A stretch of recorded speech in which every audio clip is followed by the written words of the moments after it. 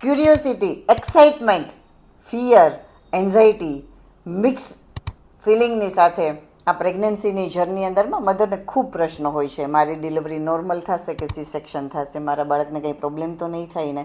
તો આ સમયમાં એ જો એમના મમ્મી સાથે આ બધી વાત શેર કરે છે તો મમ્મી પણ એમને એમના અનુભવની સાથે સાથે કેટલીક વાતોથી એમની ડોટરની એન્ઝાઇટી દૂર કરી શકે છે. અને એટલે જ પહેલાંના સમયની અંદર જ્યારે આ બધા ઇન્ફોર્મેશન ઇઝીલી નહોતી મળી શકતી ત્યારે એ મમ્મીના ઘરે 7મા મહિને ડિલિવરી કરવા માટેનો રિવાજ હતો.